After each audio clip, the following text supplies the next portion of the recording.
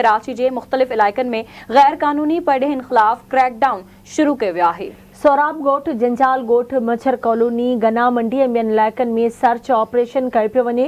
गैर कानूनी तौर तरसियल 20 अफ़गाननि खे गिरफ़्तार कयो वियो आहे। SSP ओभर जो चवणु आहे त गिरफ़्तार अफ़गाननि खे हाजी कैंप मुंतक़िल कयो पियो वञे। ब्रेकिंग न्यूज़ अवां सां शेयर कयूं पिया। कराची जे मुख़्तलिफ़ इलाइक़नि में गैर कानूनी पढ़ेनि ख़िलाफ़ क्रैकडाउन जारी आहे।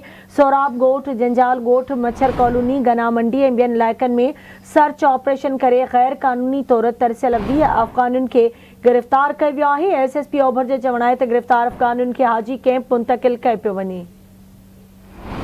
कराची के मुख्तलिफ इलाइक़नि में गैर कानूनी पढ़ेनि खिलाफ क्रैकडाउन शुरू थी वियो आहे। सोहराब ॻोठ, जंजाल ॻोठ, मच्छर कॉलोनी, गना मंडी ऐं ॿियनि इलाइक़नि में सर्च ऑपरेशन गैर कानूनी तौर तरसियल 20 अफ़गाननि खे गिरफ़्तार कयो वियो। SSP ओभर जो चवणु आहे त गिरफ़्तार अफ़गाननि खे हाजी कैंप मुंतक़िल कयो पियो वञे। तफ़सील मालूम कंदासीं। असां सां लाइन ते मौजूद आहे कराची में आवाज़ न्यूज़ जो रिपोर्टर आमिर सुप्रो।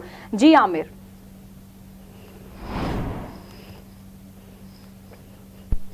अफ़गानी जेके आहिनि उन्हनि ख़िलाफ़ सुबुह सवेर सां ई जेको आहे ऑपरेशन शुरू कयो वियो ऐं ऑपरेशन जी जेकी सरबराही आहे उहो SP सोराब ॻोठ उज़ैर अहमद करे रहियो। उन सां गॾोगॾु SSP जेको आहे ओभर उहो बि मौजूदु आहे। सोराब ॻोठ वारी ऑफिस में वॾो अंग आहे गैर मुल्किन जो जेके गिरफ़्तार करे सोराब ॻोठ वारे इलाइक़े में वेठा आहिनि। उन खां पोइ जेको आहे तफ़्तीश बाद जेको आहे इन्हनि खे बसनि ज़रिए जेको हाजी कैंप आहे उते मुंतक़िल कयो वेंदो ऐं हाजी कैंप खां पोइ वेरिफिकेशन करे जेको आहे अफ़गान बॉर्डर ते पहुचायो वेंदो। ऐं हीअ मुख़्तलिफ़ सोराब ॻोठ जा इलाइक़ा आहिनि जिते जेकी अफ़गान कैंप आहे उते बि ऑपरेशन जारी आहे। उन सां गॾोगॾु सोराब ॻोठ जा जेके मुख़्तलिफ़ दुकान ऐं गलियूं आहिनि उते बि माण्हुनि खे चेक करे जेके गैर मुल्की रहनि था उन्हनि खे सोराब ॻोठ साणे वटि गिरफ़्तार करे आंदो वियो आहे ऐं उन्हनि जी इंक्वायरी जारी आहे। ॿिए तरफ़ SSP जेको ओभर आहे इरफान बहादुर उनजो चवणु आहे त हीउ ऑपरेशन रोज़ जे बुनियाद ते कयो वेंदो ऐं तेज़ कयो वेंदो।